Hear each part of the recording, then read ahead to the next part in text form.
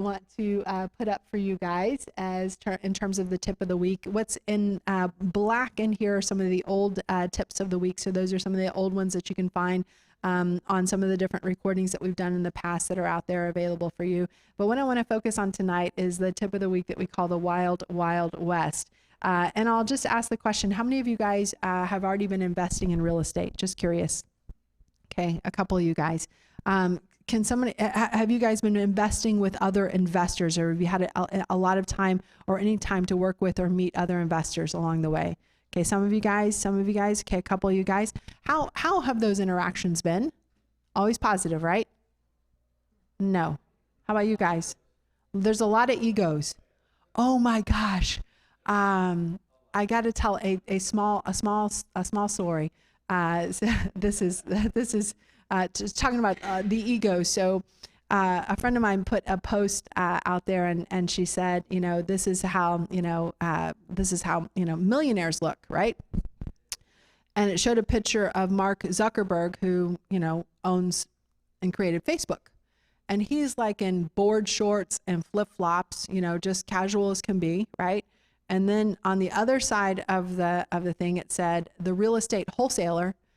And it had this guy like 25 chains, chains all in here, like I can't remember what song it is, but I wear every single chain, even when I'm in the house.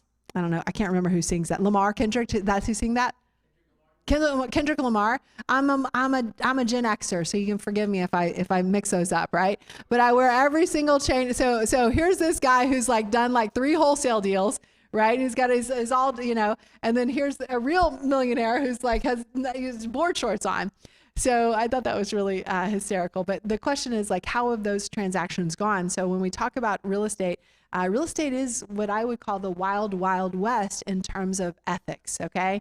And I don't know if any of you guys have encountered that yet, but I'll tell you, I was talking to another investor who bought a property from a wholesaler, and it was his first, deal in his first real estate transaction. And so he was excited. So sometimes when we are excited, what do we forget to do? All of our homework, okay? So this particular fella bought a property, and he's owned it for 6 months now, and he's been doing the remodel, and he's like, the remodel cost me much more than what the wholesaler said it was going to cost. Big surprise, right? He said, but I got lucky. How did he get lucky? How did luck come in for him to save his butt? The value went up in the 6 months that he owned it. Luck. Let me see. Is that a real estate investing strategy? One person is like, yes. Don't buy from her. You promised you wouldn't cancel me. Even you. I saw you promise earlier. Okay. So what do we see? What do we see happening? Right. So a lot of times real estate investors who are selling you deals, the only way they get paid is if you believe their story, if you believe their numbers. Now, the market saved me is not a real estate investing strategy, contrary to some popular belief, right? So I don't want you guys to get in trouble. I want you guys to, I used to say trust but verify, and I don't want to sound like I'm, like I don't have any sort of a victim complex at all, but I do want to say when it comes to real estate, trust no one. Verify everything. No one's going to spend, the first time Angela writes anything down, she's writing down this. I love it. This is awesome.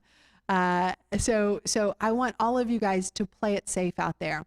And it's going to be hard because you're going to be presented with situations where you are in a group of real estate investors, and there are 10 other investors that want that same house that wholesaler is showing them. And that wholesaler is going to say, the first one to give me a check gets it. And what's that called? What's that fear? The fear of missing out. FOMO, right? You're afraid like this is Like, this is the only house in San Antonio that's ever going to be for sale this year. I better get it now. And look at all these other people are right around me and they want it too. I better write fast, right?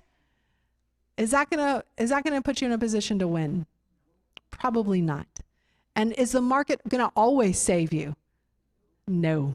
And I've invested, like I said, up markets, down markets, long sideways markets, up markets. I've invested in all of these markets. That should not be a strategy of yours. That's something that will get you in trouble. And are real estate investors always ethical? Do we have a board that we have to be responsible to? No. Realtors do, right? Realtors do. Realtors report to TREC, and if you say anything or do anything wrong, you can get in trouble and you can actually get kicked out in terms of losing your realtor license. But there's no government or governing body that's state sanctioned that governs real estate investors. So what does that mean? We have to take care of ourselves. We have to make sure we do our due diligence. What's Warren Buffett's #1 rule for investing? Don't lose money. What's his #2 rule? Don't forget rule #1, right? And how do we do that as real estate investors? It's very simple. We do our due diligence. We trust but verify when we verify everything, okay? And we don't let FOMO kick in. It's not going to be the last house in San Antonio to come up for an opportunity for you, okay? The other thing I want to introduce a new term to you guys. It's called JOMO. Have you guys heard this one? Who's heard this one? The joy of missing out, right? So no deal is better than a bad deal. No deal is better than a bad deal.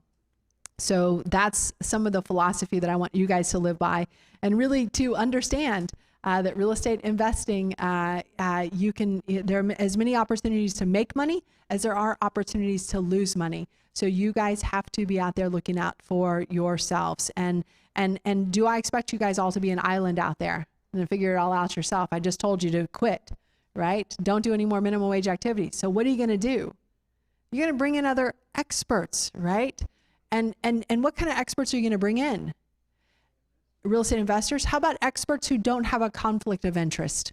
What does that mean? Experts who are not going to get paid on whether or not you do that deal or not. Experts who might be willing to invest right alongside you, right? Are you going to trust the opinion of someone who's going to put their money where their mouth is? 2 people are. Okay, good. Does that give you an idea? I mean, I want you to all feel like you are in a safe place here, but I still want you to verify everything in order to stay safe as a real estate investor. So let's talk a little bit